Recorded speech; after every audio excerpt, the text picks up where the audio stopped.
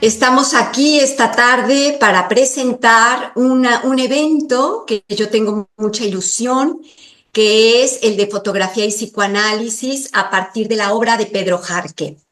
Esto lo hemos hecho porque, como ustedes saben, se publicó un libro que se llama Frágil, en donde está toda la obra de Pedro, en un primer momento en la editorial de Tenegües, y después, ahora se ha publicado este otro libro que se llama White Love, que es un libro que viene de publicarse también del editorial Tenegües.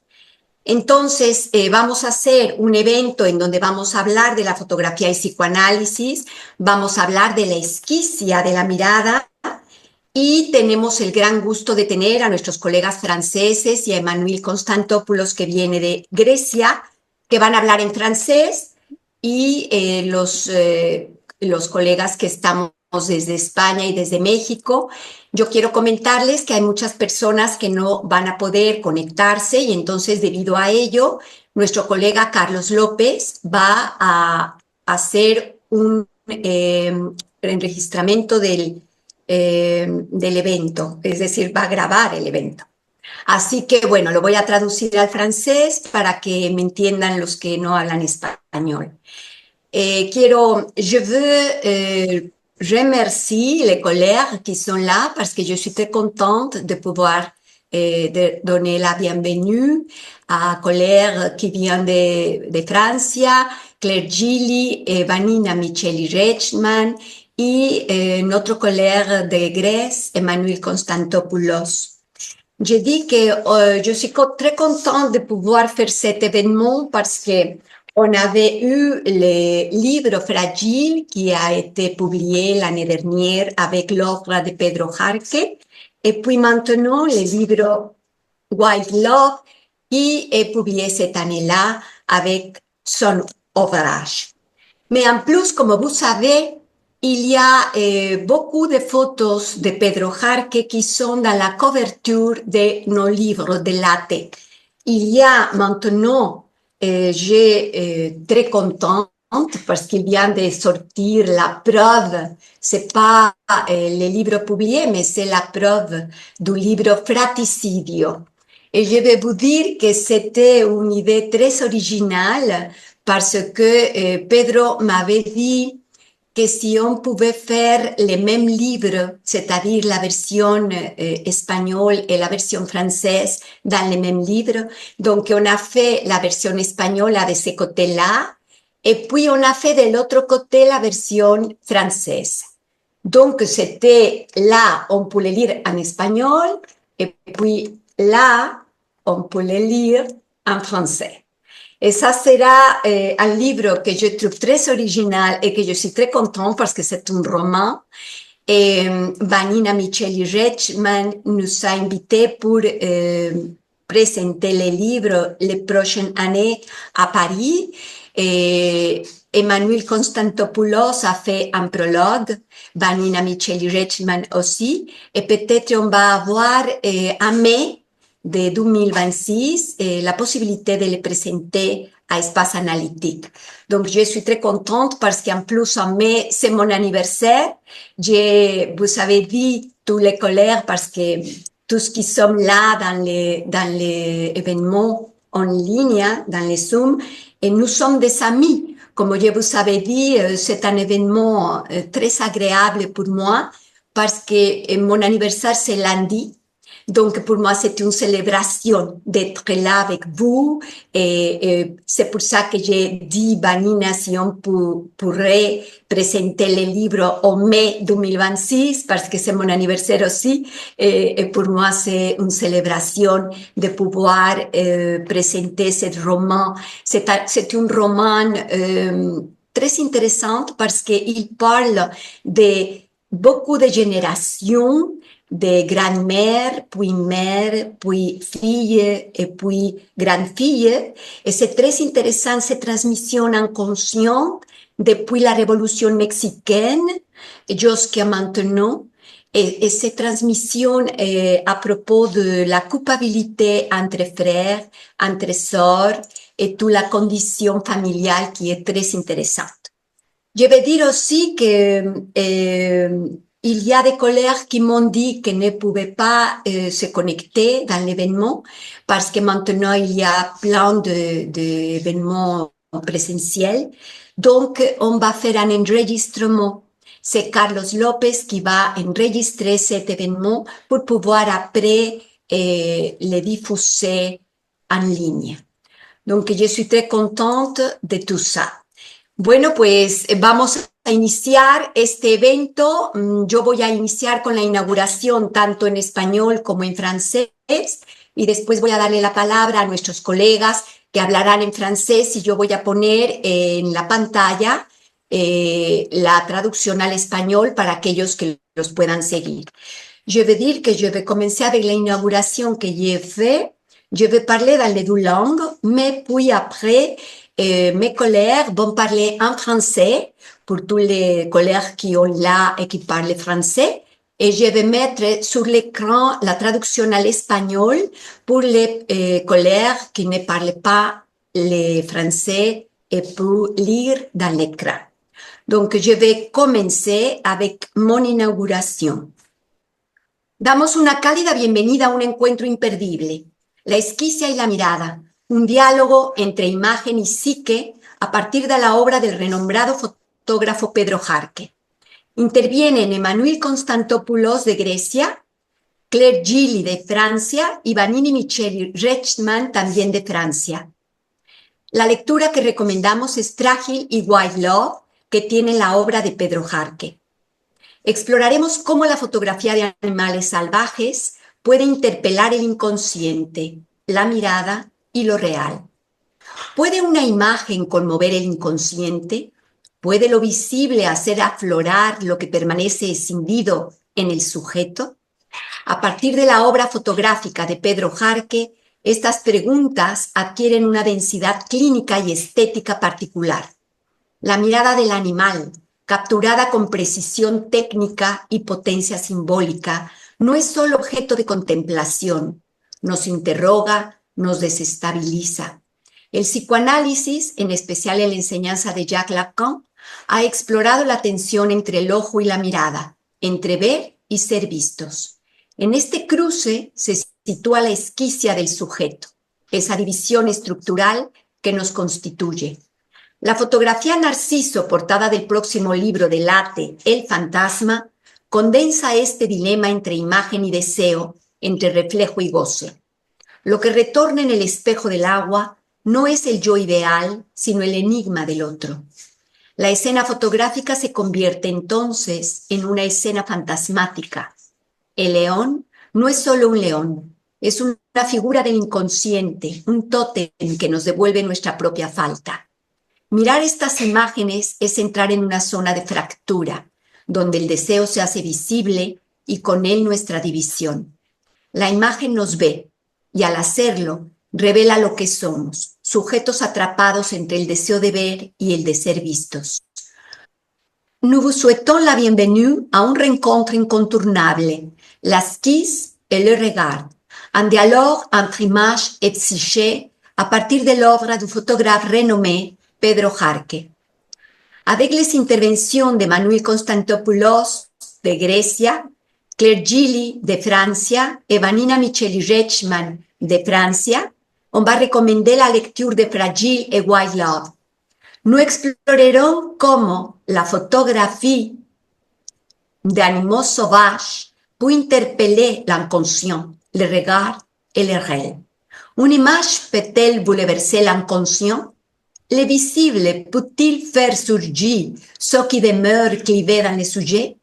À partir de l'œuvre photographique de Pedro Jarque, ces questions acquièrent une densité à la fois clinique et esthétique. Le regard de l'animal, capté avec une précision technique et une puissance symbolique, n'est pas seulement objet de contemplation. Il nous interroge, il nous déstabilise. La psychanalyse, notamment dans l'enseignement de Jacques Lacan, a exploré ces tensions entre l'œil et le regard, entre voir et être vu. C'est dans ces croisements que s'inscrit la esquisse du sujet, cette division structurelle qui nous constitue. La photographie Narcisse qui illustrera la couverture du prochain livre de Latte, Le Fantasme, condense ces dilemmes entre image et désir, entre reflet et jouissance. Ce qui revient dans le miroir de l'eau, ce n'est pas le moi idéal, mais l'énigme de l'autre. La scène photographique devient alors une scène fantasmatique. Le lion n'est pas seulement le lion, il est une figure de l'inconscient, un totem qui nous renvoie à notre propre manque. Regarder ces images, c'est entrer dans une zone de fracture, où le désir devient visible et avec lui notre division. L'image nous regarde et ce faisant, elle révèle ce que nous sommes, des sujets pris entre le désir de voir et celui d'être vu. Maintenant, je vais donner la parole a notre cher collègue Emmanuel Constantopoulos. Voy a darle ahora la palabra a nuestro querido colega Emmanuel Constantopoulos. Je vais mettre les textes d'Emmanuel a l'écran en español. Voy a poner el texto de Manuel en la pantalla en español. Voilà. Voilà.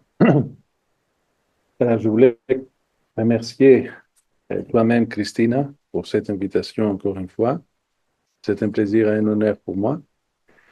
Et j'aimerais bien remercier tous les membres de l'AT et tous les collègues qui sont présents. Donc, commençons. Comme le souligne Christina Jarque, Pedro Jarque est un photographe dont le regard troublant, incisif et précis révèle au-delà de la surface de ce qui est capturé, le fragment qui nous confronte aux complexités les plus profondes de l'inconscient. Les images dans les photos de Pedro Jarque, au-delà de représenter le visible d'un animal sauvage, captent l'instant d'un regard sauvage et en même temps estampent le fantasme par la force de la précision de la pulsion scopique. Quand je me trouve face à la photo du regard sauvage d'un tigre, ma photo préférée parmi celles de Pedro Jarque, ce tigre me regarde tant que je le regarde. Si vous voulez, il y a ce que j'appellerais une précision de l'altérité. Cet univers de choses par lequel le regard est baptisé, Merleau-Ponty le désigne comme celui de l'être brut ou sauvage. Oui, on pourrait dire, suivant Merleau-Ponty, que l'univers photographique de Pedro Jarque est un être brut ou sauvage. Devant une photo de Pedro Jarque, se mettre face à la précision de l'image du regard sauvage de tel ou tel animal, au-delà d'en citer simplement un instant phobique, ouvre un quelconque bouleversement de la perception dans le sens où cette dernière semble perdre ses certitudes. Il y a, si vous voulez, un paradoxe qui fait que la photo de l'image du regard sauvage d'un animal ou du regard d'un animal sauvage arrive à secouer le regardeur, fusionnant les limites de sa perception entre maîtrise et ignorance.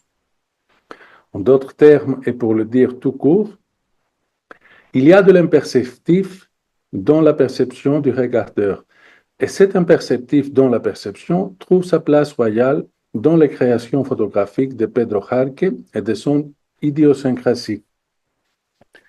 Entre le perceptif et l'imperceptif, entre la maîtrise et l'ignorance, l'image de l'animal dans les photos de Pedro Jarque semble renvoyer directement au chiasme entre la vision et le regard. Je pense que ce chiasme, dans les statuts de la pulsion scopique même, se concentrant au milieu entre les yeux, tout en étant le regardeur, on a en même temps la sensation d'être regardé, voire transpercé par les sauvages du regard. Il est tentant d'y voir un inconscient de la perception, alors que c'est de l'inconscient qu'on percipit qu'il s'agit.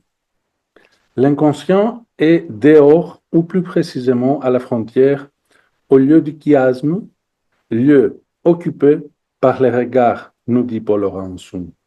Oui, le regard occupe le lieu du chiasme, où se situe l'inconscient.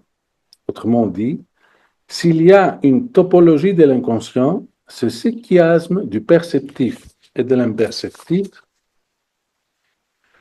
ou de la maîtrise et de l'ignorance de ce que la pulsion scopique réussit à donner au sujet regardeur comme image ou rapport spéculaire du je me vois voir cet animal qui me voit. Il s'agit d'une jouissance scopique croisée qui fait que cet être brut ou sauvage, ce sujet regardeur, se prend lui-même comme sujet supposé savoir de sa propre perception visuelle. Le chiasme rend pensable la skise de l'œil et du regard, pourvu que, juste lourd de sens, la phénoménologie du visible raconte la pensée de la castration. On a, en tant que sujet regardeur, une vision organique castrée par le fait de nous savoir regarder par les grands autres. Dans le champ scopique, tout s'articule entre deux termes qui jouent de façon antinomique. Du côté des choses, il y a le regard, c'est-à-dire les choses me regardent, et cependant je les vois. Lacan, dans cette référence, précise l'antinomie adinomia des lois qui s'opposent, de deux termes qui s'articulent dans le champ scopique. Le sujet regardeur, comme aussi objet corps visible dans l'espace, dans l'univers, et l'objet chose qui, via l'événement de faire l'objet du regard du regardeur regardé, dans l'univers du grand autre, assume aussi un certain pouvoir regardé. C'est ainsi que les choses que je regarde me regardent aussi. Il y a une dialectique universelle qui fait qu'il n'y a pas de pureté dans le champ de la vision, au moins de pureté organique. Il n'y a pas de pureté de voir, sujet regardé, regardé, comme aussi objet regardé, regardeur, immergent dans le visible par leur corporéité. Il y a une omniprésence, une omnivoyance des sujets et des objets dans l'univers du visuel, qui fait que la précision ou le pléonasme dans une certaine dialectique spéculaire règle la visée, les intentions de la pulsion scopique. Cette dialectique spéculaire, réglant la visée et les intentions de la pulsion scopique, est à l'ordre du sous-principe psychique de l'imaginaire, dont ce que Lacan appelle réel symbolique imaginaire. La photographie est le 8e art parce que, comme le précise Lacan dans son 11e séminaire, dans la pulsion scopique, ce n'est pas la demande qui importe, mais le désir, précisément le désir à l'autre. Il dit que si on ne met pas en valeur la dialectique du désir, on ne comprend pas pourquoi le regard d'autrui désorganiserait le champ de la perception. C'est que le sujet en cause n'est pas celui de la conscience réflexive, mais celui du désir. Autrement dit, le cadeau organique de la perception optique et de la conscience perceptive qui va avec ne serait pas apte de faire monter la technique photographique en art si le champ du visuel ne serait pas emporté par le désir à l'autre. Il s'agit ici de saisir que le regard comme objet petit a, comme objet cause du désir, comme dit Lacan, met en cause le désir du sujet d'être pris dans le regard à l'autre. Le désir est le désir de l'autre, du grand autre, et le regard dans la pulsion scopique est le regard à l'autre. Lacan définit le désir comme insaisissable, c'est-à-dire que lorsque le sujet désire, il est désiré dans le champ du grand autre. Lorsque le sujet regarde, il est regardé, il est pris dans le regard à l'autre. Le sujet plonge dans l'insaisissable du grand autre. Et c'est vrai que parmi tous les objets petit a, excréments, voix, regard et sang, le regard est pour Lacan l'objet le plus insaisissable, c'est-à-dire qui a comme effet direct au sujet, via le grand autre, de l'enfoncer lui-même dans la leurre de la vision, dans l'envers de la conscience et dans l'antinomie inconsciente. Ce que Lacan appelle la skise de l'œil et du regard, et qui différencie la vision du regard, donne à l'œil son fonctionnement comme objet petit a au niveau du manque. Le sujet voit avec l'œil et manque à voir avec le regard. Le manque pousse le sujet à désirer.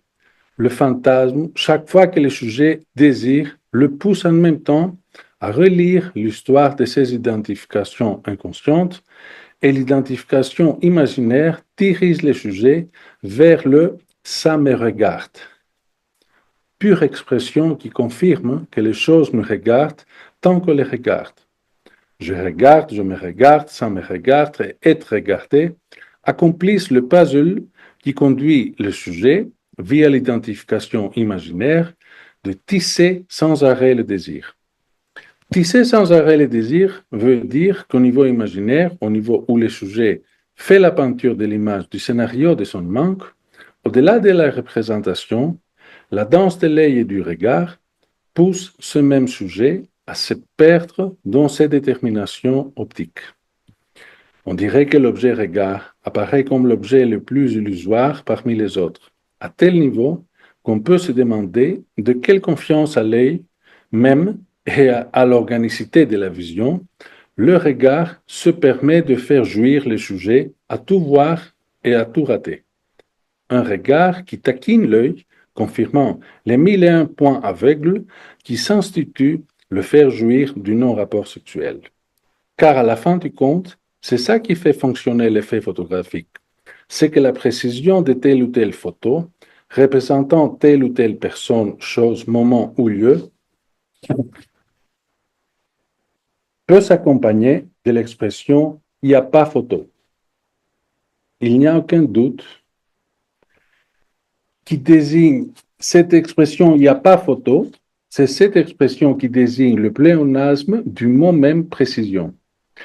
Il n'y a alors aucun doute qu'il faut douter, laissant la place au désir du grand autre et regard à l'autre, de donner à la tiché, chance, son ampleur métaphysique pour qu'elle puisse inscrire l'illusion optique du désir même dans le discours et l'identification et aider les sujets à avancer vers le désir du grand autre et le regard à l'autre sans s'entromper d'œil. Voilà, merci bien. Muchísimas gracias, Emanuel Constantopoulos, por este texto que a mí me ha parecido maravilloso. Ya vamos a tener tiempo en los comentarios de poder hablar del texto. Hagan sus anotaciones por si quieren hacer preguntas al respecto. Je veux remercier notre cher collègue Emmanuel. J'aimais beaucoup ce texte-là et c'est très intéressant à propos précisément de regarder et être regardé. Et ce point qui est très important dans tous les trois tests qu'on va présenter, les collègues de France et de Grèce. Et je vous demande de faire des annotations et à la fin, après qu'on va intervenir, on pourra avoir un moment pour les commentaires ou les questions. Ahora le voy a dar la palabra a nuestra querida colega Claire Gilly, que viene de Francia y que nos va a presentar su texto. Je vais donner la parole maintenant à Claire Gilly et je vais partager le texte sur l'écran. Grand merci à Christina et à Latte pour cette invitation autour de l'œuvre de Pedro Jarque. Et c'est un grand plaisir de retrouver nos collègues Emmanuel et Vanina pour pouvoir partager autour du regard.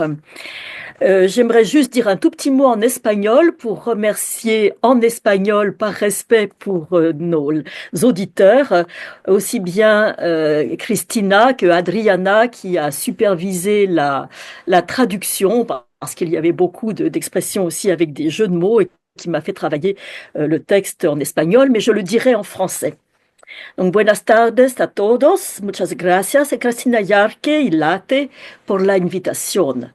También quiero agradecer a Adriana Varona, quien amablemente aceptó corregir de manera minuciosa la versión española de mi texto. Voilà donc mon texte que j'ai intitulé « Écrire la lumière, l'œil déchiré par le regard ».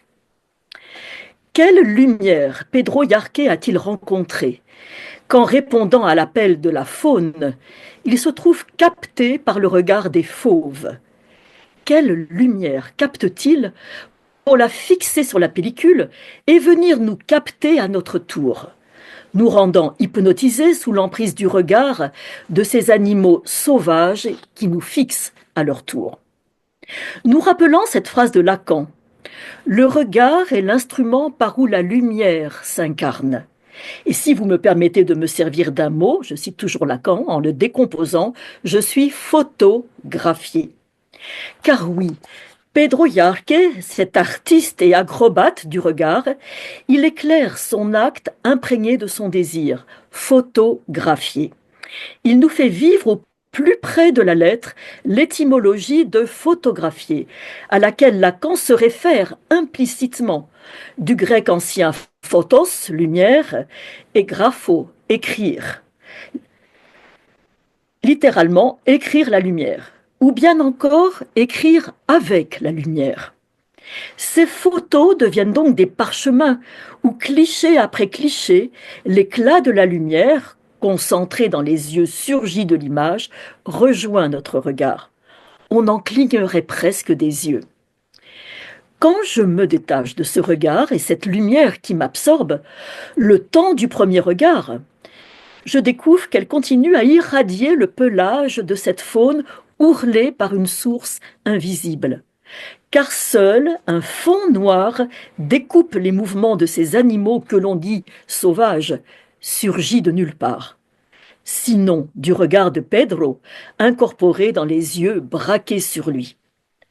Lacan pourrait le commenter ainsi. Ce qui me détermine au plus intime dans le visible, c'est ce regard qui est au dehors. Dans le visible, d'abord, je suis tableau, je suis regardé. C'est par le regard que j'entre dans la lumière. J'ajouterais que nous voici aux prises avec cette incorporation cannibalique du regard de l'autre, comme le dit Simone Korfsos, nous invitant ainsi à une lecture analytique de l'œuvre de Pedro, sous l'angle de la pulsion scopique et sous les lumières de Freud et de Lacan.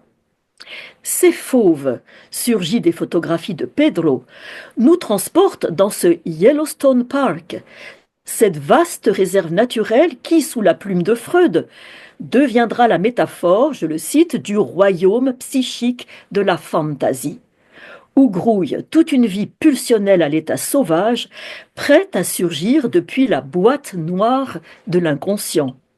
Car oui, cette toile noire qui tapisse l'arrière-plan des photographies de Pedro, n'est-elle pas cette boîte noire d'où surgissent nos Einfälle, nos associations de pensée, surtout quand la pulsion se met à palpiter depuis le trou noir des orbites. Or la lumière, c'est aussi en français le nom du trou noir. Ce regard de Pedro, qui entre dans la lumière, la capte dans l'œil de l'animal, qui nous en envoie en miroir tout l'éclat, il nous fait vaciller sous son appel. Un appel pulsionnel qui réveille tout l'archaïque de notre Yellowstone Park intime et nous rappelle que nous sommes des sujets divisés, appelés par le désir du photographe qui, comme celui du peintre, s'adresse à l'autre. Un désir qui transfuse d'un regard à l'autre dans le transfert et vient effracter notre regard, pris dans la fascination de l'œil sauvage qui nous transperce, nous déchire presque. Derrière le charme de la photo qui nous lance ses sortilèges, la jouissance scopique est fourrée d'angoisse, de même que le symptôme est fourré de jouissance. Dans ce moment du regard, premier temps logique selon Lacan de la pulsion, le photographe fait un arrêt sur image. Il suspend le mouvement pulsionnel, nous donnant à entendre ce que Lacan énonce du registre de l'œil comme désespéré par le regard. Expression que je transforme ici face aux photos de Pedro en l'œil déchiré par le regard. Autrement dit, la schise qui divise le regard.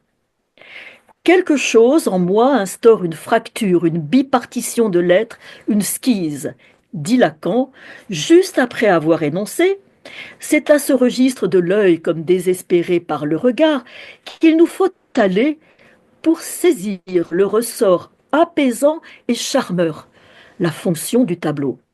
Et ce rapport foncier du petit A au désir me servira comme exemplaire concernant le transfert. Pour le photographe, écrire la lumière trouve ici sa métaphore, peindre la lumière dans le transfert. Ce sujet divisé par le regard médusant, Alain Didier Veil l'évoque comme schise entre visible et invisible, coupure entre réel et imaginaire. Je le cite, la souffrance du sujet exposé au regard est liée à ce qu'il advient de lui quand se vivant comme transparent sous le mauvais œil médusant, il fait l'épreuve de perdre alors cette chose vivante qui est en lui et qui est sa part d'invisibilité. Dès lors, son image, dépouillée de sa part d'inimaginable, disparaît, car sa consistance visible ne lui de l'existence de sa charge d'invisible. Plus tard, dans le séminaire 13, l'objet de la psychanalyse, Lacan situera l'artiste dans son rapport au fantasme qui peut être appelé à apparaître en quelque façon dans le tableau. En effet, dans le tableau, le peintre a posé et déposé son propre regard. Regarder le tableau, c'est se trouver face à face avec le regard de l'artiste qui s'y trouve inséré, mais également avec son fantasme incarcéré au creux de la toile. Le tableau devient ainsi prison pour le regard. L'objet A, l'objet agalmatique, qui vient causer le désir, vient appâter la pulsion, l'attise, faisant du sujet traversé par ce pulsionnel un otage pris au piège de ce trompe-l'œil, de ce piège à regard, faisant basculer le désir du côté de l'Unheimlich, l'inquiétante étrangeté, qui se greffe sur la Augenangst freudienne, que nous pouvons traduire l'angoisse de l'œil, ou plutôt, en suivant Pierre Fédida, l'angoisse aux yeux. Je le cite. L'expression assez inhabituelle d'Augenangst, venue sous la plume de Freud dans son écrit sur l'inquiétante étrangeté, ne saurait équivaloir à une crainte banale de perdre les yeux ou de perdre la vue.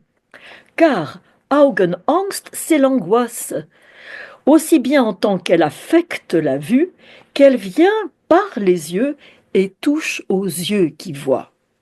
L'intérêt de l'expression ici utilisée par Freud n'est pas seulement d'identifier l'angoisse de castration sur l'organe le plus précieux, mais d'avancer cette hypothèse que l'angoisse est angoisse de castration parce qu'elle est un affect de la vue, au sens où la vue est affectée par un fantasme. La clinique témoigne de cette angoisse aux yeux à travers d'une part la blémophobie, cette peur viscérale du regard d'autrui porté, posé notamment sur le corps, et d'autre part la scopophobie qui consiste en un trouble anxieux, morbide, irrationnel d'être vu ou observé par autrui. Ces symptômes impliquent pour l'analyste un choix topologique du dispositif analytique entre face à face, ou plutôt fauteuil à fauteuil, versus fauteuil-divan. L'analyste va-t-il choisir de suspendre son regard, se dérober à la vue de l'analysant, lui présentant ainsi une discontinuité représentation-perception? Selon Maurice Coury dans son article D'un regard regardé, je le cite, cette fonction du regard d'être un mouvement qui se détache du corps et qui s'évanouit par la suite, devenant insaisissable comme objet, est ce qui porte Lacan à l'épingler comme objet A dans la série des objets qui s'inscrivent dans leur rapport au manque et qui n'ont de cesse d'attiser le désir, objet évanescent, cause du désir. Alors, en tant qu'analyste, comment se laisser enseigner par le regard de Pedro Jarque? Comment s'imprégner de son art d'extraire la lumière, la graver sur la pellicule et la faire parler? J'évoquerai le cas d'un de mes analysants, jeune homme érudit, s'engageant dans des mouvements politiques, ayant déjà écrit un roman qu'il ne finit pas de ne pas écrire, mais embourbé dans une addiction à l'alcool et à la cocaïne.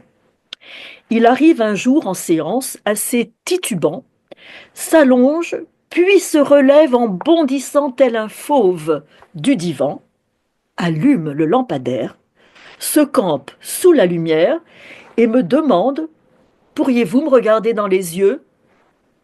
Je demeure calme, bien que saisi par son double geste, faisant coupure dans le cadre, lui désigne tranquillement le divan et lui dit: vous me demandez de vous regarder droit dans les yeux, comme le faisait votre père.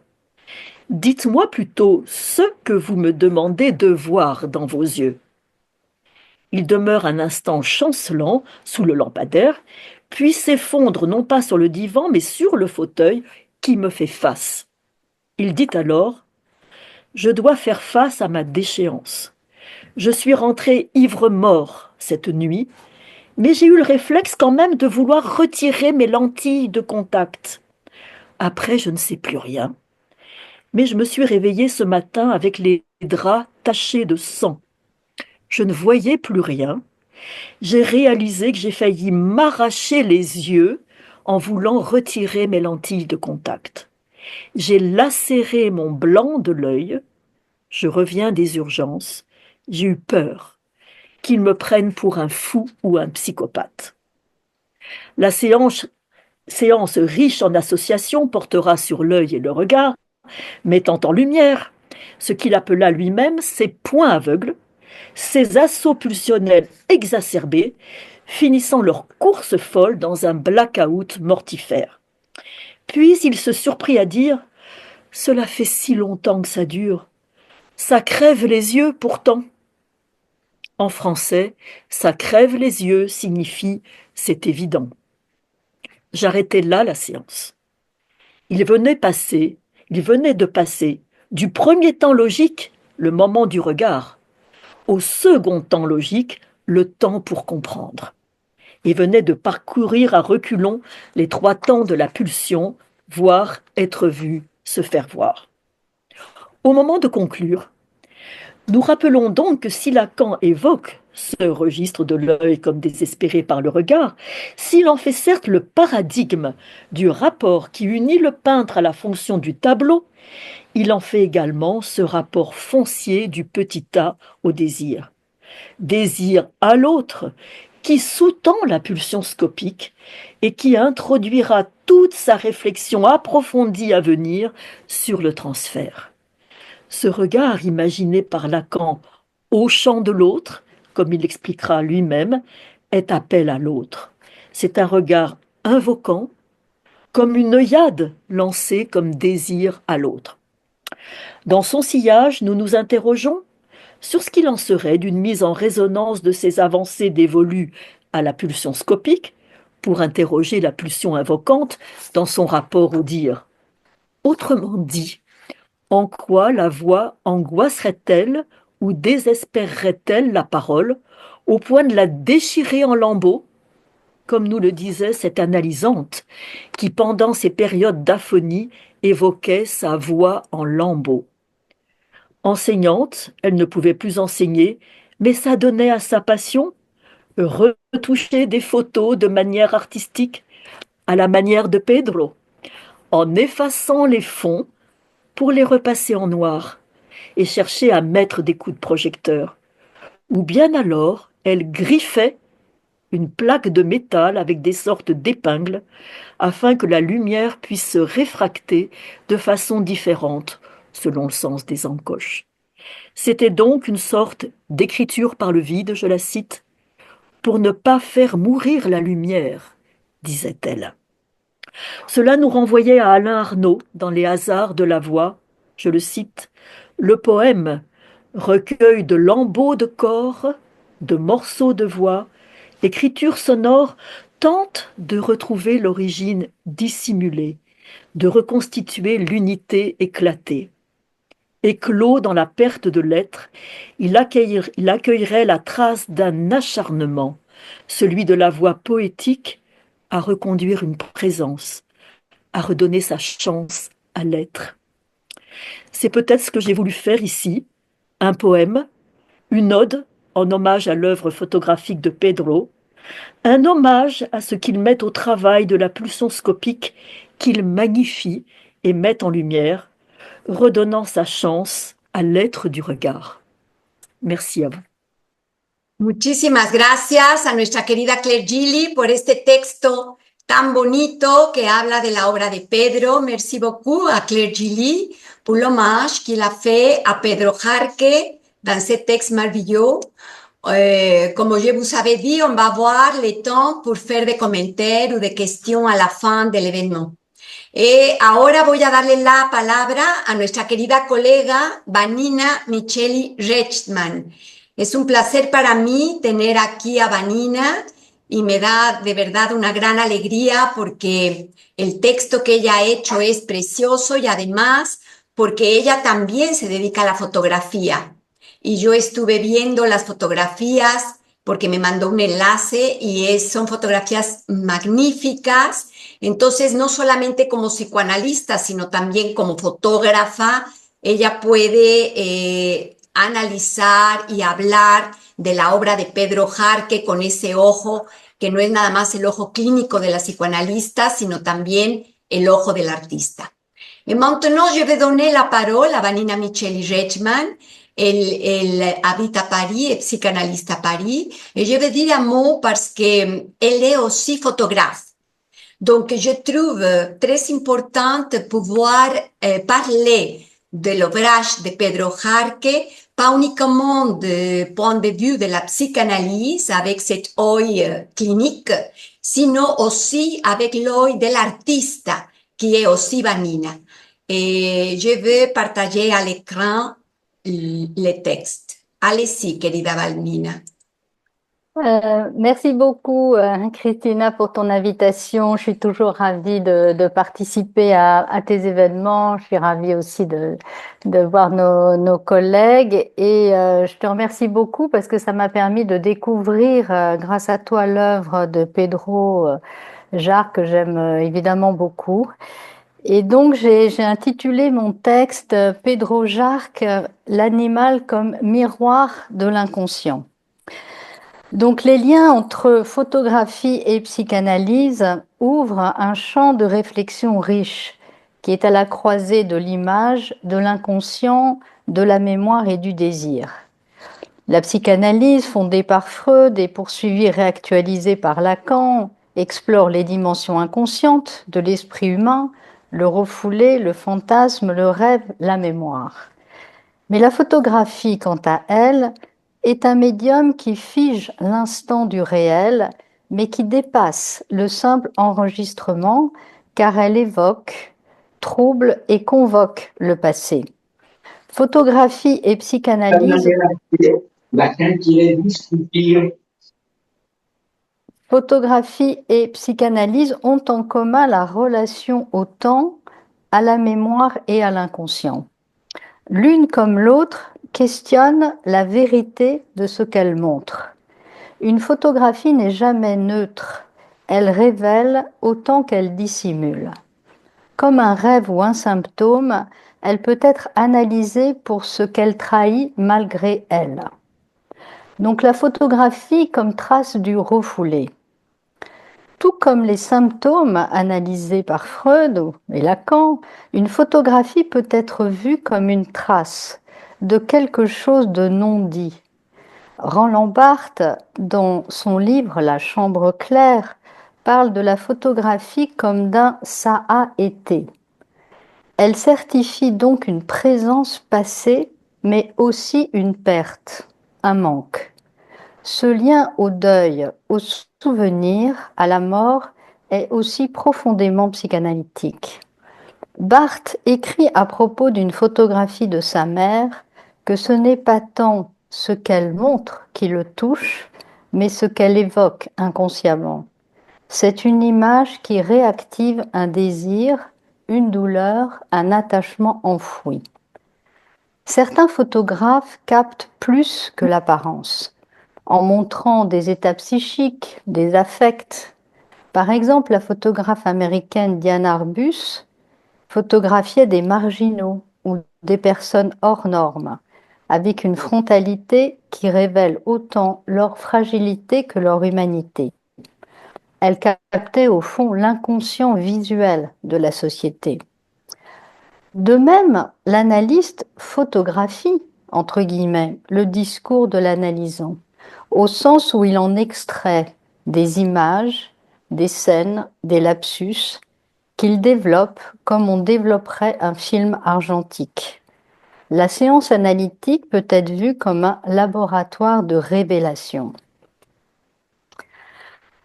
Lacan, avec sa théorie du regard, comme on en a déjà parlé là dans notre session, elle éclaire la photographie. Dans le miroir, l'enfant se reconnaît comme image, mais au prix d'un dédoublement, d'une aliénation. La photographie, comme le miroir, donne une image de soi qui est toujours partielle, extérieure, donc aliénante. Par ailleurs, la photographie cristallise le fantasme. Elle fige une scène que le spectateur peut investir psychiquement. Certaines images, par exemple, deviennent des objets de désir. On peut penser aux photographies érotiques, par exemple, mais ce désir est souvent détourné, déplacé. Donc je trouve que les photographies remarquables de Pedro Jarque illustrent très bien ces liens entre photographie et psychanalyse. Pedro est réputé pour ses portraits saisissants d'animaux, réalisés avec une esthétique proche de la photographie de mode ou de portraits humains. Son œuvre se distingue par une volonté de rapprocher le spectateur du monde animal, en brisant la distance entre l'homme et l'animal. Les photographies de Pedro montrent des animaux dans des poses intimes, souvent sur des fonds sombres ou neutres, dans une lumière dramatisée, qui rappelle les studios de portraits. Il ne photographie pas les animaux dans la nature, mais dans les réserves ou dans des zoos, avant de retravailler numériquement les images pour faire disparaître tout élément artificiel.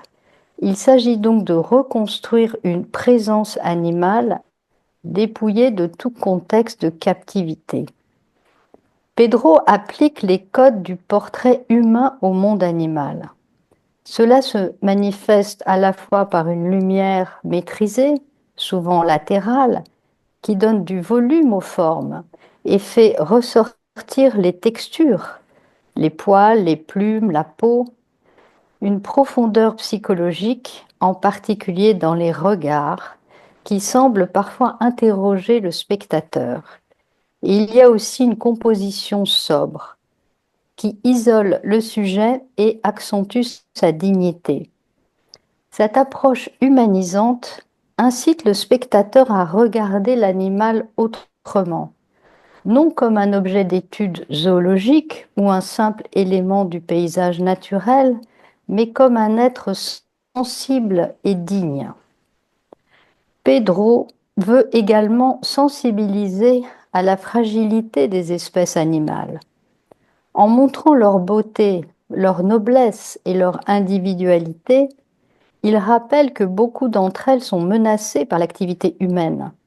La frontalité de ces portraits agit comme un appel à la responsabilité, car regarder ces animaux, c'est prendre acte de leur existence et indirectement de leur possible disparition. Au fond, Pedro nous dit « Je veux que l'on regarde les animaux comme on regarde une autre personne ».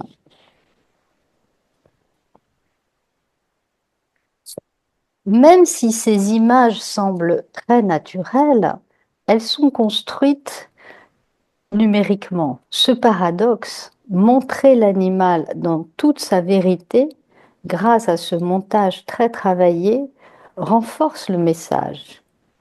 La nature que l'on admire est déjà en danger, presque disparue. Il ne s'agit pas d'un naturalisme documentaire, mais d'un hommage artistique et engagé. Ainsi, Pedro renouvelle le regard sur les animaux, à travers une photographie qui emprunte au code du portrait humain. Son œuvre oscille entre esthétisme, engagement écologique et réflexion sur notre rapport aux autres vivants. Elle invite à voir l'animal, non pas comme un autre lointain, mais comme un semblable, en souffrance ou en résistance. Il me semble qu'une analyse philosophique et artistique des photographies de Pedro nous conduit à 3 axes principaux, comme la question du regard, du corps et de l'altérité animale. Le regard, une éthique de la rencontre. Les portraits de Pedro sont avant tout une mise en scène du regard animal. Comme on l'a vu déjà, les yeux sont au centre de la composition, souvent braqués directement sur l'objectif et donc vers nous. Ce regard, souvent perçu comme humain, entre guillemets, trouble, il nous renvoie à nous-mêmes, à notre propre regard sur les animaux. On peut ici convoquer la pensée de Jacques Derrida, notamment dans son livre L'animal que donc je suis, qui aborde la relation entre l'humain et l'animal et constitue une réflexion profonde sur la subjectivité animale, la communication, l'éthique et la place de l'animal dans la pensée et la société, tout en remettant en cause les distinctions classiques entre l'humain et l'animal. Derrida y opère un renversement du cogito cartésien, contestant l'idée que l'animal serait privé de langage ou de subjectivité. Et il insiste sur la dimension langagière des animaux, introduisant notamment le néologisme anémote pour souligner cette capacité. Le philosophe s'interroge sur la possibilité pour l'animal de répondre, de souffrir, et sur la manière dont notre rapport à lui évolue, notamment avec l'émergence de notions telles que droit de l'animal, éthique animale. Derrida distingue 2 types de discours sur les animaux. Ceux qui ignorent leur capacité de réponse et ceux qui la reconnaissent, ce qui marque une mutation dans la sensibilité humaine envers les autres êtres vivants. Il met en avant que la différence fondamentale entre l'humain et l'animal réside dans la capacité d'auto-analyse et de réflexion sur soi, qui permet à l'humain de se penser lui-même par rapport à l'autre. Derrida insiste également sur le fait que malgré leur incapacité à parler comme nous, les animaux sont des êtres de langage, ce qui remet en question la vision anthropocentrique traditionnelle. D'ailleurs, Derrida raconte son trouble lorsqu'il se retrouve nu face au regard d'un chat. Ce regard de l'animal devient un miroir éthique. Il nous questionne sur notre domination, notre nudité morale face aux vivants que nous exploitons. Pedro Jarque capte exactement ce moment, ce face-à-face qui dérange. L'animal magnifié nous regarde comme un sujet. Il n'est plus l'objet d'un safari photographique ou d'un documentaire. Il existe en soi et nous force à rendre compte de notre propre humanité. Alors la question du corps. Les photographies de Pedro sont aussi une exploitation sensible du corps animal. La lumière sculpte les corps, relève les plumes, les rides, les poils, autant de marques de singularité. Il existe ici une volonté de rendre visible la corporéité animale dans toute sa diversité et sa beauté, souvent ignorée ou banalisée. On pourrait faire un parallèle avec la phénoménologie du corps chez Merleau-Ponty notamment. Le corps est plus qu'un objet biologique, il est le lieu d'une présence au monde. En montrant la chair de l'animal comme un lieu d'expression, Pedro nous pousse à reconnaître une subjectivité animale, incarnée. Mais cette chair est aussi fragile. C'est le corps d'un vivant menacé. La beauté devient alors profondeur tragique. On contemple une forme de grandeur en voie de disparition, une biodiversité en sursis. Cela rejoint d'ailleurs le travail de certains peintres au XIXe siècle qui représentaient des civilisations ou des espèces vouées à l'effacement. Alors, l'altérité animale, ni humain ni objet. Enfin, l'œuvre de Pedro interroge la place de l'animal dans la hiérarchie des vivants. En utilisant les codes de la photographie humaine, il brouille les frontières, puisque cet éléphant ou ce chimpanzé ont la posture d'un roi, d'un modèle ou d'un acteur. Cela produit un effet de déhiérarchisation, au sens où l'animal devient autre que moi, mais pas inférieur à moi. Au fond, les animaux sont des êtres sensibles, avec une intériorité, non réductible à des comportements biologiques. En révélant ces singularités animales, Pedro Jacques fait œuvre d'anthropologie inversée. Il donne une visibilité symbolique à ceux qu'on ne regarde pas, tout en remettant en cause l'exceptionnalisme humain. Les photographies de Pedro ne sont pas de simples hommages à la beauté du monde animal. Elles sont des dispositifs de réflexion éthique, esthétique et ontologique. Elles nous mettent face à un autre être vivant qui ne nous est plus tout à fait étranger. Par ce biais, elles redessinent les frontières entre l'art, la nature et la morale. En conclusion, ce grand photographe Pedro Jarque, qui est donc très reconnu pour ses portraits saisissants d'animaux en studio, interroge le regard que nous portons sur le vivant et plus profondément sur nous-mêmes. Son travail, bien qu'éloigné de la psychanalyse au premier abord, s'en rapproche pourtant par sa façon de convoquer l'inconscient, le fantasme et la pulsion scopique. En figeant l'animal dans une posture presque humaine, il dresse un miroir de notre propre altérité. La proximité de ses portraits, le regard frontal des animaux, le cadrage millimétré et des fonds noirs épurés font de chaque image une scène. Or, en psychanalyse, toute scène est potentiellement fantasmatique. L'animal ici n'est pas montré pour lui-même, mais comme support de projection, peur, tendresse, fascination, identification. Ce processus anthropomorphique, loin d'être une simple stylisation, révèle un mécanisme psychique profond, à savoir le désir de reconnaissance dans l'autre, fût-il non humain. Les images de Pedro jouent également avec le refoulé.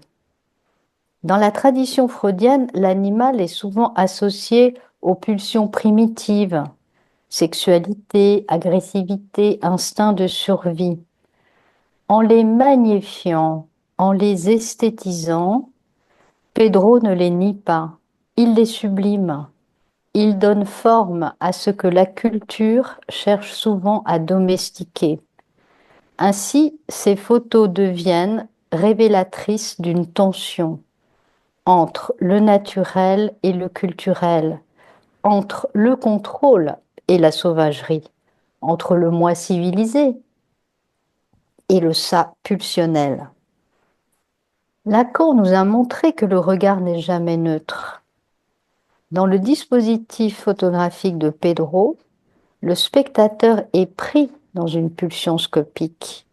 Il jouit de voir, de fixer sans être vu. Pourtant, le regard de l'animal le rattrape. Insondable, étranger, il vient troubler cette position de maître du regard. L'image devient alors écran de désir, mais aussi lieu de manque. Ce que l'on cherche à voir, la vérité entre guillemets de l'animal, nous échappe toujours. Donc ce travail photographique de Pedro n'est donc pas une simple célébration de la faune, il est aussi une exploration de la psyché humaine. Encadrant l'animal, Pedro découvre l'homme. Il donne à voir dans l'autre espèce les contours flous de notre inconscient, de nos fantasmes et de nos peurs. Ces portraits deviennent ainsi des révélateurs symboliques, car à travers l'animal, c'est toujours de l'humain dont il est question.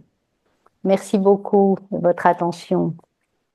Muchísimas gracias a nuestra querida colega Vanina, porque realmente a mí me ha conmovido mucho este texto. Tengo que decir que siempre que he podido tener la oportunidad de ver estas fotografías en el proceso precisamente de elaboración, a veces algunos de estos retratos, como ella lo dice en el texto, conmueven porque hay algo en esto que Pedro hace a nivel artístico que toca profundamente las fibras del espectador. Y en este texto Vanina lo ha podido poner de una manera magnífica, probablemente por ese ojo del artista, en donde ella puede poner esta parte que nos produce ternura, miedo, pero al mismo tiempo es una escena que se monta, es un montaje fantasmático. Entonces creo que es un texte que a mí personnellement me conmueve mucho.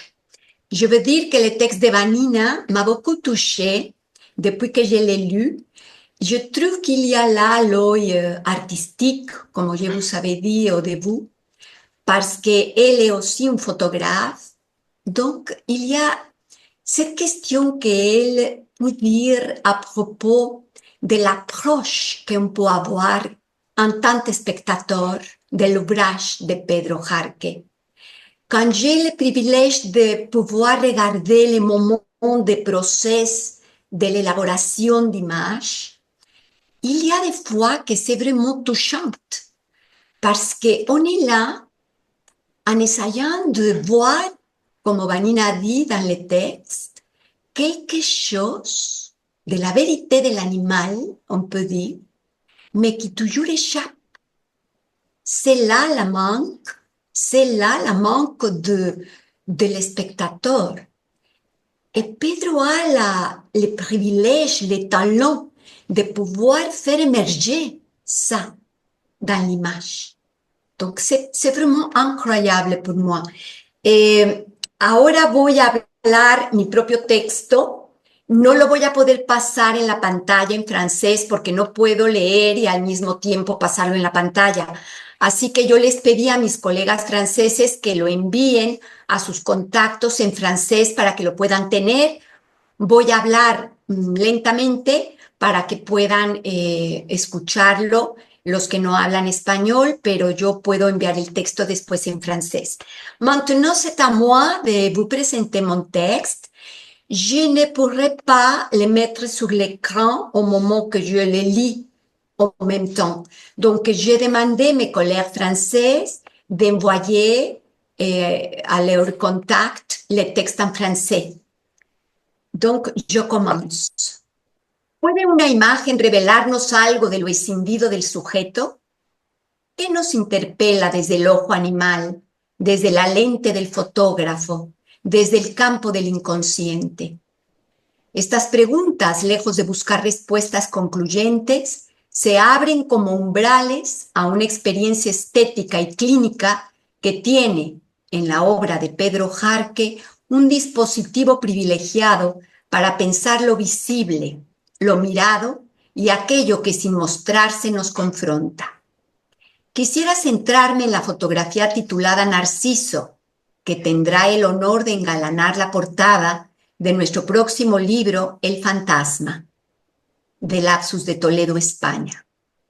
Esta obra, que saldrá publicada en septiembre como el número 39 de la colección de libros de psicoanálisis, reúne una serie de textos que abordan desde diversas perspectivas uno de los conceptos más fundamentales del pensamiento lacaniano, el fantasma. Freud introduce la fantasía como una construcción psíquica que condensa deseos inconscientes, a menudo ligados a escenas primitivas que el sujeto fantasea, aún sin haberlas vivido.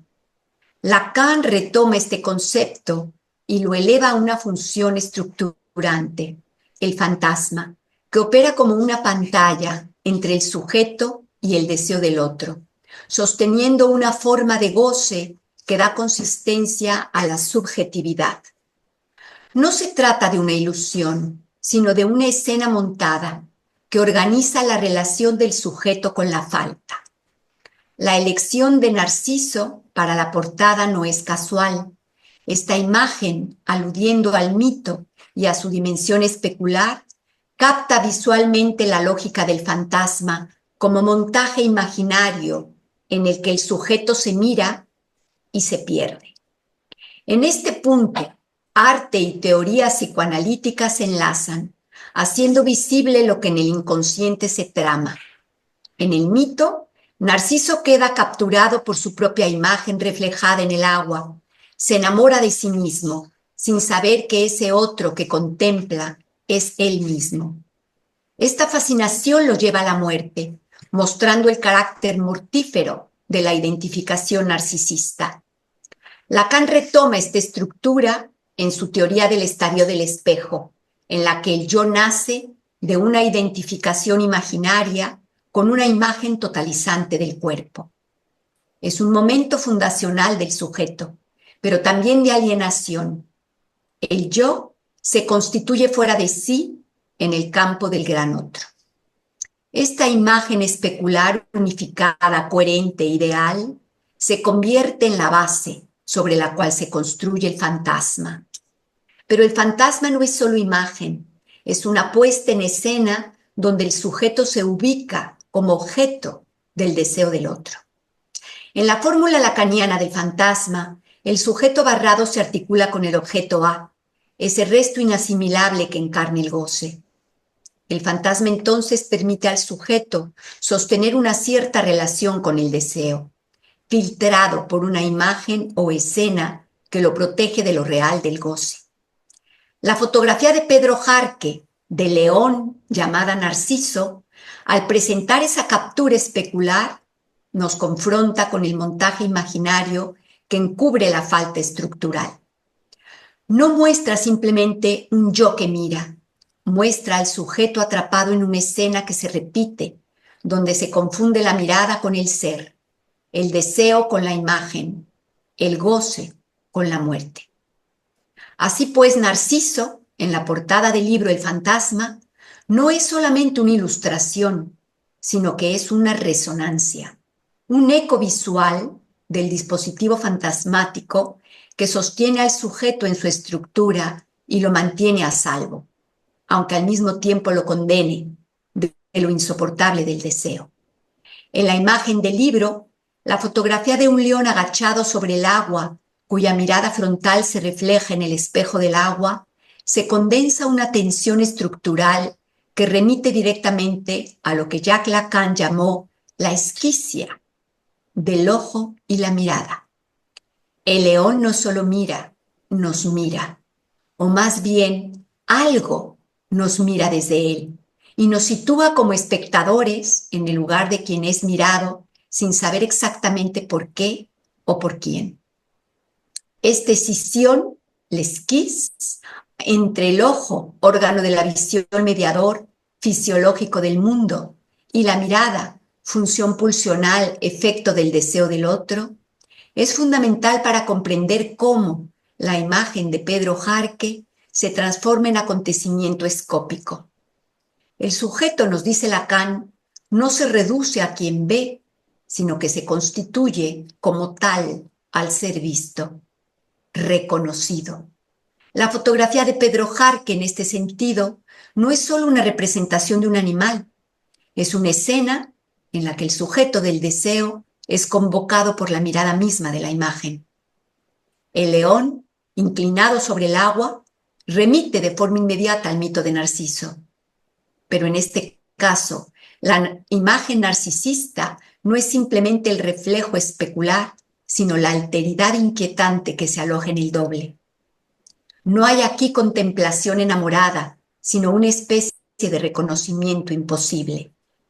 Lo que retorna desde el reflejo no es el yo ideal, sino el goce del otro. El reflejo no tranquiliza, sino que perturba. El rostro de león, de una simetría imponente, parece surgir de las sombras para afirmarse como figura totémica. La intensidad de su mirada atraviesa la lente y apunta como una flecha al sujeto que observa. Pero justo debajo, ese mismo rostro duplicado en el agua introduce una división, una imagen que no es imagen, una forma que no es forma, un retorno de lo mismo en clave de inquietante extrañeza. El fantasma escópico se instala en este punto exacto, entre el león que mira y su reflejo, entre el ojo del animal y el ojo de la cámara, entre la mirada que lanza la imagen y la del espectador que al recibirla queda atrapado en la red del deseo del otro. El deseo de ver se transforma en deseo de ser visto, y en ese cruce el sujeto se confronta con su propia división. Ve, pero es visto viendo. Se mira mirándose. Lacan señala que en la pulsión escópica no se trata simplemente de ver, sino de ser capturado por lo que se muestra como inasimilable a la visión. El campo de la percepción, lejos de ser neutro, está atravesado por el deseo. Y ese deseo no es del orden de lo consciente, sino del deseo del gran otro. Por eso Lacan insiste, le regard, c'est l'objet petit a. Es decir, la mirada es ese objeto que como causa del deseo nos descoloca, nos yende, nos falta. En esta fotografía, el león encarna esa fuerza de lo real que no se deja simbolizar. Su rostro, a la vez magnífico y brutal, actúa como un agujero en lo visible. Y la precisión técnica de Pedro Jarque, que logra capturar hasta el más mínimo detalle de la melena, los ojos, el reflejo, no hace sino intensificar esa falta, ese punto donde la imagen se desborda a sí misma. La paradoja es evidente. Cuanto más precisa es la imagen, más escapa a su propia representación. En este sentido podríamos hablar de un pleonasmo escópico. El exceso de visibilidad revela no la cosa, sino su imposibilidad. Y es allí donde aparece el deseo, no en lo que se ve, sino en lo que nunca termina de verse, en lo que nos falta siempre. La imagen no está acabada, sino abierta, como el inconsciente mismo. La mirada del otro, lo animal como punto de lo real, porque Lacan afirma que dans les champs scopiques, tout s'articule entre deux termes antinomiques. Les choses me regardent, et cependant je les vois. En la obra de Pedro Jarque, esta antinomia se lleva al extremo. El león, imagen de lo animal, asume el poder de la mirada. Ya no es un objeto observado, sino un sujeto que mira, que nos mira y cuya mirada proviene del campo del otro.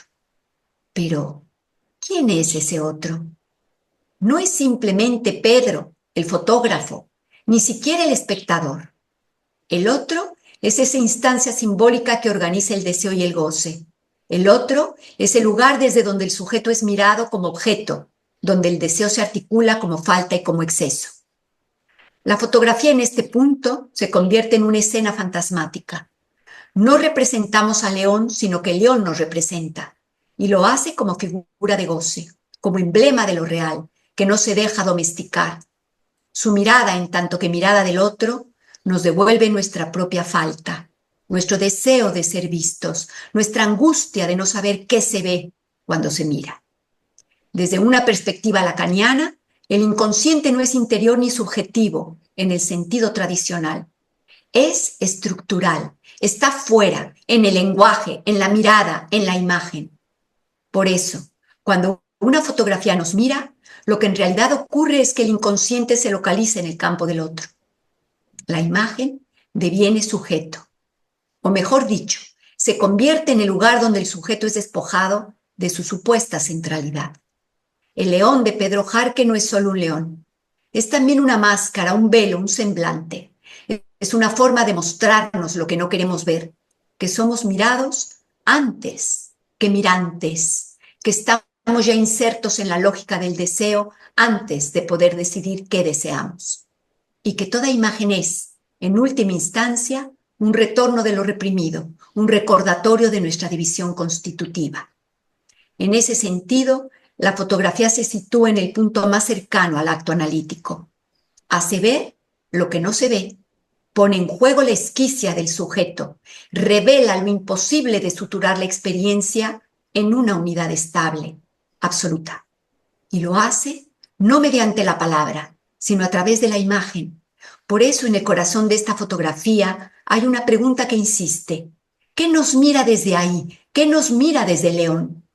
El trabajo fotográfico de Pedro Jarque, leído desde el psicoanálisis lacaniano, no se agota en la estética ni en el realismo técnico.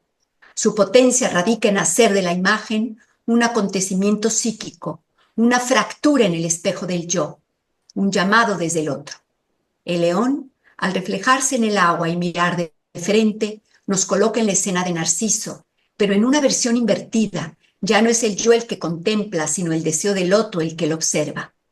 Este evento sobre fotografía y psicoanálisis no es solo una presentación de imágenes, sino un espacio de pensamiento, un lugar donde arte y teoría, imagen y lenguaje, pulsión y deseo se encuentran para interrogar la estructura misma del sujeto. Porque como bien dice Lacan, la mirada es la condición del fantasma, y si hay fantasmas que nos habitan, nada mejor que una fotografía que los haga visibles. La fotografía de Pedro Jarque no solo se ve, nos ve, y en ese acto nos revela, nos divide y quizá nos transforma. Muchas gracias. Bueno, pues ahora vamos a pasar al momento de preguntas, de comentarios que quieran hacer, agradeciendo a todos los que se han conectado. Quiero recordarles que este evento se está grabando por medio de nuestro compañero y colega Carlos López. Así es de que si alguien tiene alguna pregunta o quiere comentar algo, adelante. Je veux dire que, comme vous avez dit au début de l'événement, cet événement est enregistré et s'il y a quelques commentaires ou questions, c'est le moment, je peux avec plaisir essayer de traduire et de coordonner les commentaires. Allez-y, Vanina. Non, je trouve ça très intéressant que tu aies eu cette idée de réfléchir à photographie et psychanalyse, parce qu'en effet, ce que j'ai essayé de dire, la proximité, elle est vraiment très intéressante à penser. Et j'ai beaucoup aimé les interventions et je me disais que ce que souligne Claire, par exemple, sur l'étymologie de photographier, c'est-à-dire écrire la lumière ou écrire avec la lumière, c'est vraiment fondamental. Et dans le travail de Pedro, cette question de la lumière, elle est très intéressante parce que le fond est noir et du coup, on voit bien qu'il travaille beaucoup la question de la lumière. Et je trouve que voilà, c'est très révélateur, instructif sur ce qu'est la photographie. Donc voilà, c'était pour rebondir sur ce qu'avait dit Claire que je trouvais très intéressant. Et puis aussi, bien sûr, sur notre collègue grec, c'est vrai que bon, c'est fondamental, cette question du regard, d'être regardé, le sujet qui regarde, qui en même temps regardant, regardeur. et ce que Claire a souligné sur ce patient qui lui dit regardez-moi dans les yeux. Enfin, on voit bien que la psychanalyse et la photographie, c'est vraiment dans des interactions constantes, quoi. Et en plus, l'invention freudienne, hein, de soustraire le regard, le dispositif divan-fauteuil, ça, voilà, c'est vraiment extrêmement intéressant, en tout cas. Merci Christina pour nous permettre d'avoir ces échanges. Traduzco a Vanina, dice que quiere agradecer este evento porque le parece muy interesante el vínculo que hacemos con la fotografía y el psicoanálisis. Quiere recalcar del texto de Claire Gilly esta parte de escribir a partir de la luz de las fotografías y de la obra de Pedro Jarque, estas imágenes que dicen y que hablan, y esta posibilidad de poder hacer el vínculo entre esto que es arte y psicoanálisis, porque está allí la pulsión escópica, el mirar, lo que te dice cada personaje, animal, a cada uno de los espectadores, que no va a ser siempre lo mismo, porque allí está esta parte de lo visible y lo que a cada quien le va diciendo cada fotografía, que yo creo que en el fondo es el arte que tiene precisamente la obra de Pedro Jarque. Quiero comentar que yo encontré muy interesante los tres textos, tanto el de Manuel, el de Claire y el de Vanina, en relación precisamente a este punto en donde se vincula el trabajo de Pedro con lo que podemos decir tiene que ver con la filosofía, no es solamente, como decía Vanina, una cuestión estética, no es solamente unas figuras a nivel documental.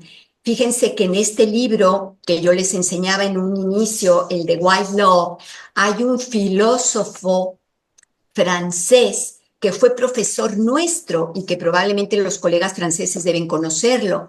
Él se llama André Comte-Sponville y él escribió una introducción, un prólogo en este libro que es fascinante porque justamente habla de esta parte en donde se acercaba el texto de Vanina a decir de la importancia tan grande que tiene el hecho de que las imágenes de Pedro de alguna manera dicen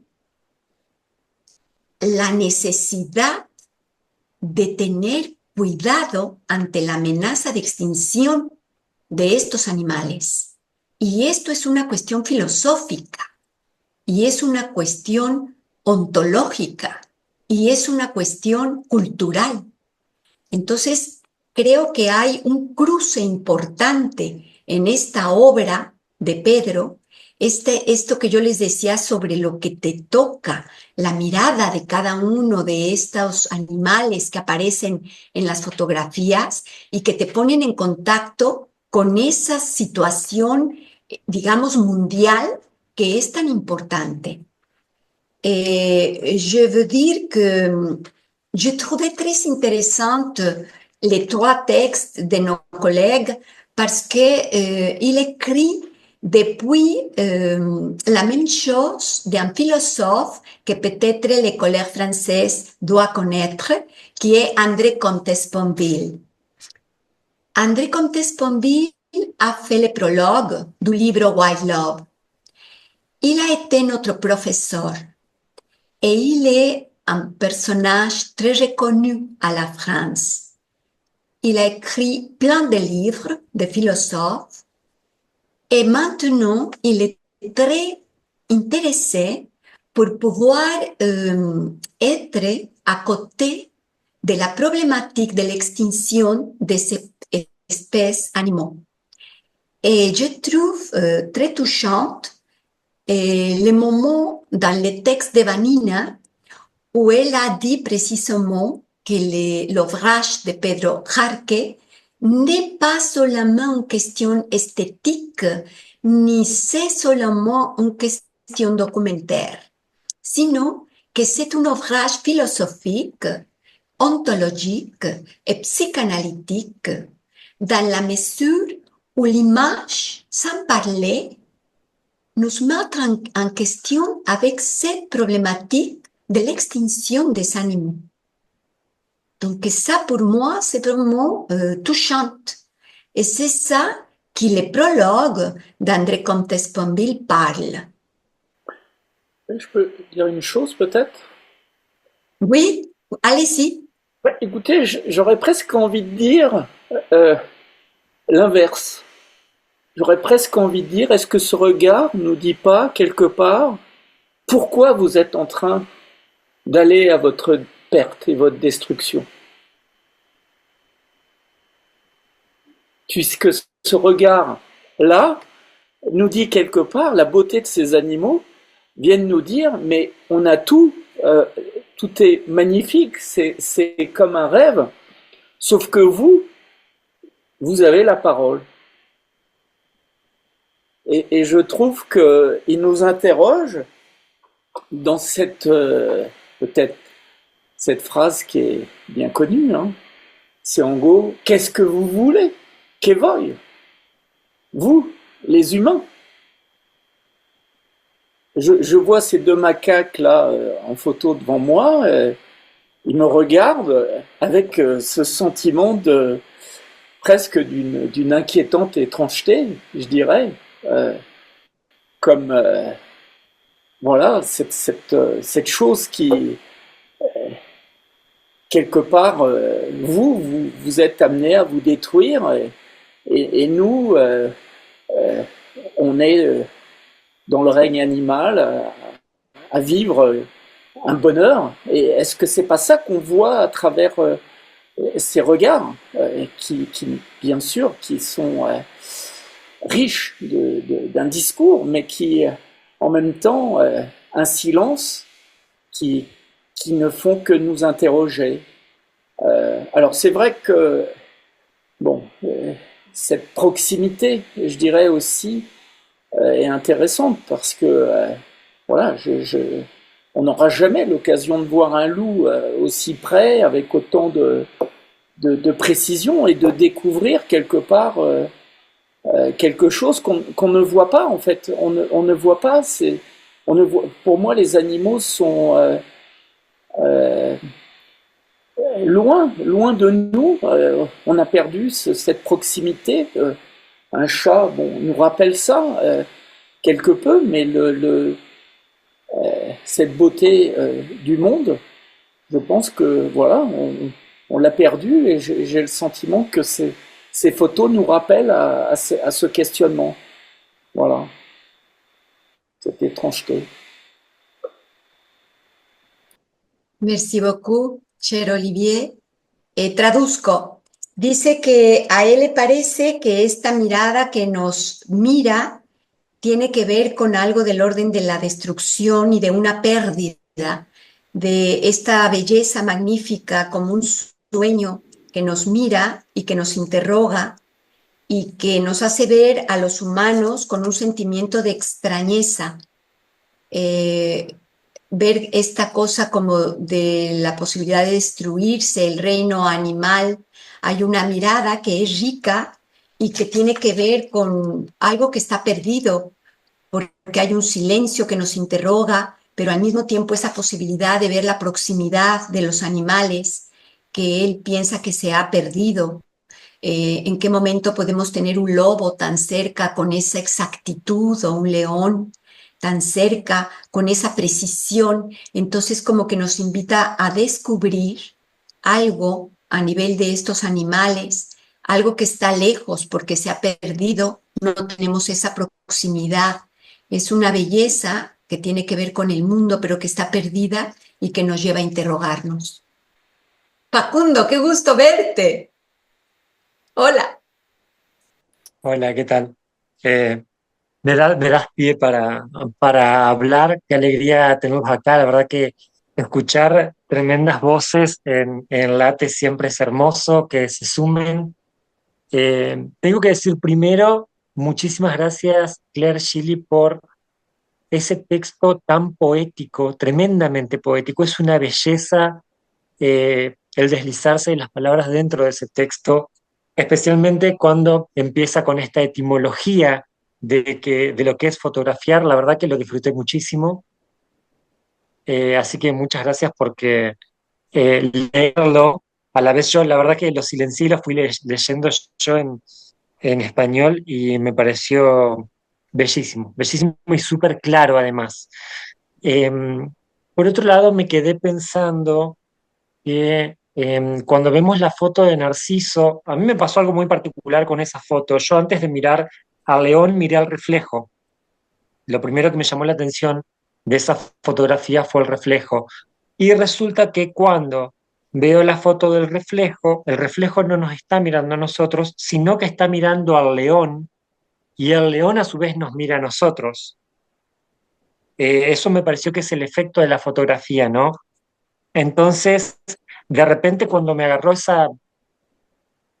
entendí la sorpresa por lo que me había tomado esa fotografía, me hizo pensar en esto que decía Emanuel de que suscitaba un instante fóbico donde la percepción pierde las certezas, ¿no?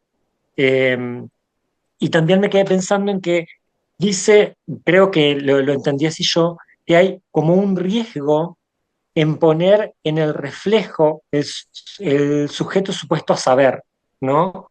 De hecho, no lo dice específicamente esa foto, pero es la foto con la que yo lo relacioné, justamente por este hecho de que es el reflejo el que mira, y resulta que me encuentro con lo mismo en el último texto, el de Vanina, cuando dice que goza mirando sin ser visto, pero es alcanzado por la mirada, ¿no? La verdad es que a medida que los iba escuchando se me iba relacionando uno con el otro de los textos y ahora se me hace muy difícil deslindarlos. Es como que como que los textos se complementaron tan bien que uno se suma al otro para descomplejizar lo que para alguien que no es psicoanalista eh, podría ser un poco intrincado. La verdad es que son tres textos que disfruté muchísimo. Tengo un montón de notas al respecto, pero la verdad es que ar- tengo que decir, me quedé alucinado con este evento. La verdad me sorprendieron los tres. Reitero, el texto de Claire me pareció de una belleza extrema. Así que, bueno, nada, por el momento, hasta que logre organizarme un poco, no tengo preguntas, pero sí un reconocimiento muy grande. Y la verdad que me dejó sorprendido. Muchísimas gracias.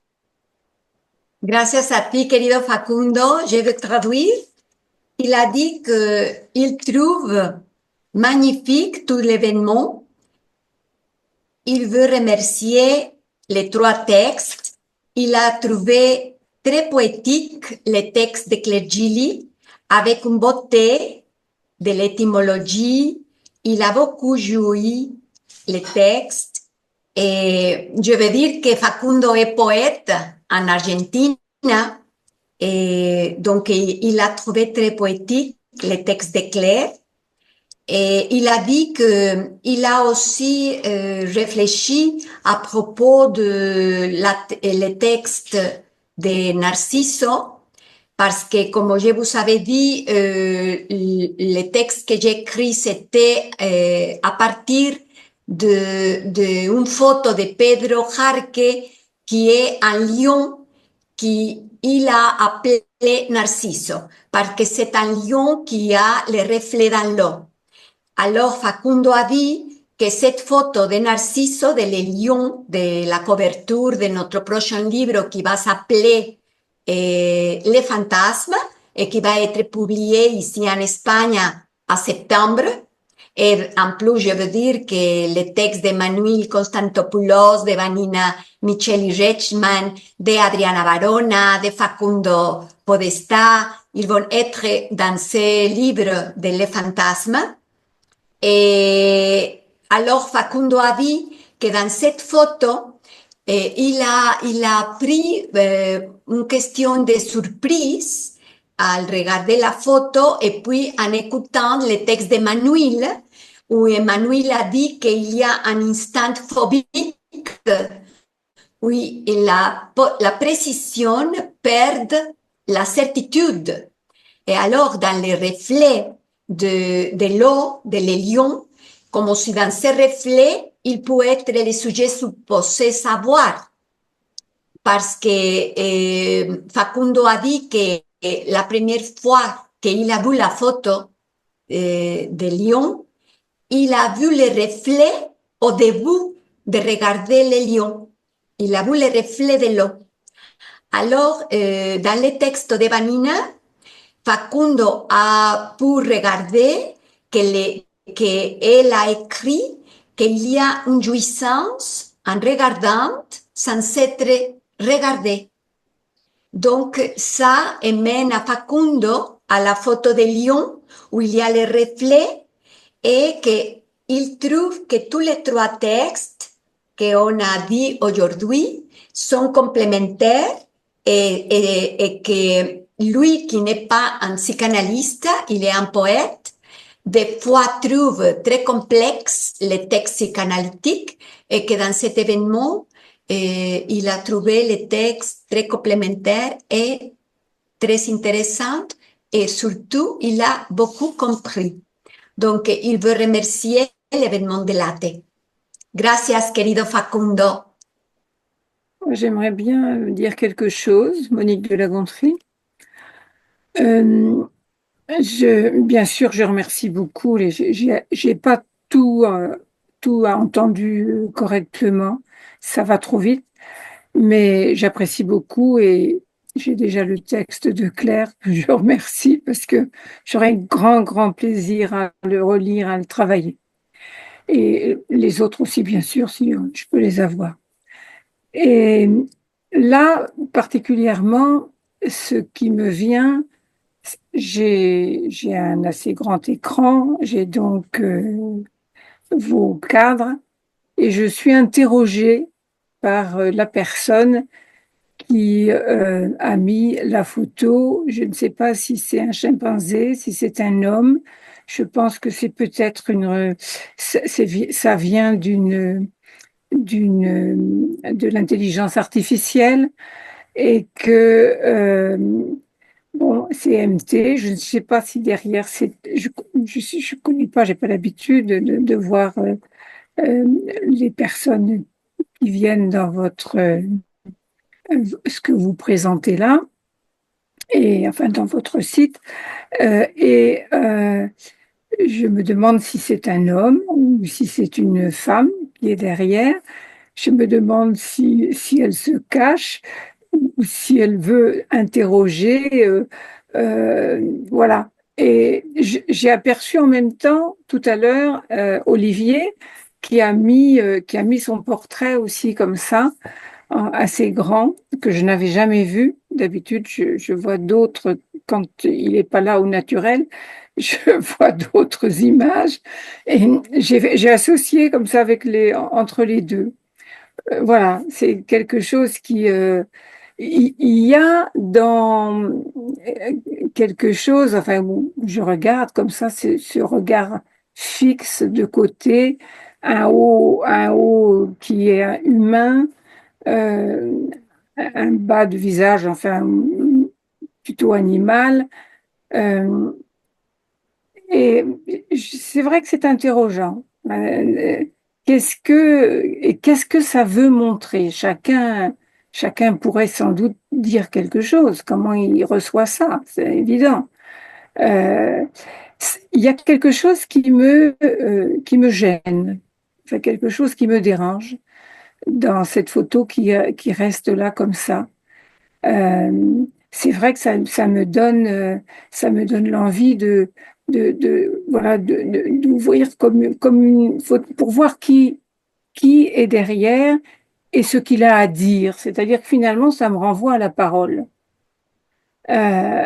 Dans les photos magnifiques que j'ai vues, je pense que je vais aller acheter un livre de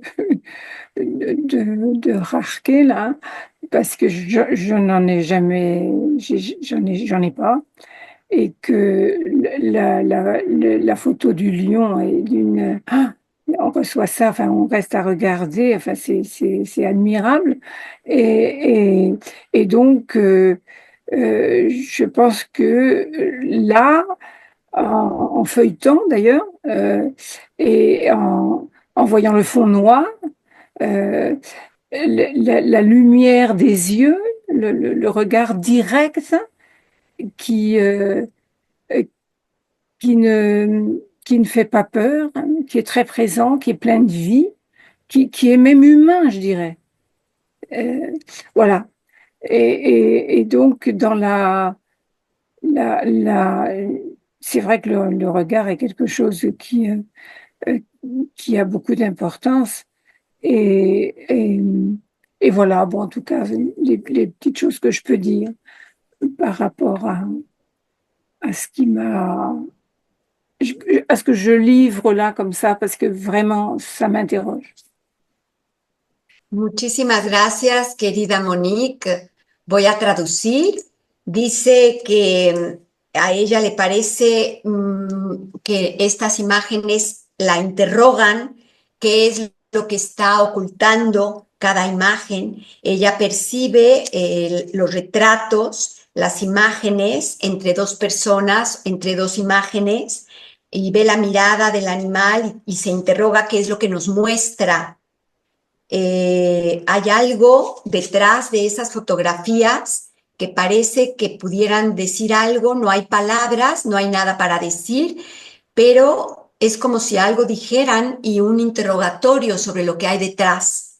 Encuentra estas imágenes magníficas, dice que va a comprar el libro, que no lo tiene, y que en esta imagen de león le parece admirable la forma de la luz, los ojos, la mirada tan directa, y que sobre todo le parece casi humano, que no se siente miedo al mirarlo, pero que sobre todo la interroga. Bueno, pues estamos llegando al final. Yo quiero agradecer a todos los que se han conectado. Ha sido para mí un gran placer. Recordarles que, como les decía al principio de la inauguración, me ha llegado la prueba de este libro que tiene también una imagen de Pedro, que son dos tigres que se están peleando, y la usamos para esta de fratricidio, que tiene su parte de francés, que se va a llamar Fratricide, y que vamos a tener el honor de presentarlo en París con Vanina, y yo espero que los colegas que están aquí franceses puedan estar en esa presentación. Bon, on est arrivé à la fin de l'événement. Je veux remercier tous les gens qui sont connectés. Je vais dire encore de ce livre ça c'est la preuve, mais on va voir les livres la semaine prochaine. Et peut-être on va les présenter à Paris avec Vanina en espace analytique. Ça sera un honneur pour nous de pouvoir avoir les collègues français qui se sont connectés aujourd'hui pour pouvoir nous présenter physiquement. Et merci à Claire, merci Emmanuel, merci à Vanina et merci à tous les collègues qui se sont connectés. Et je vous remercie et je vous dis à bientôt et à voir. Merci beaucoup. Merci.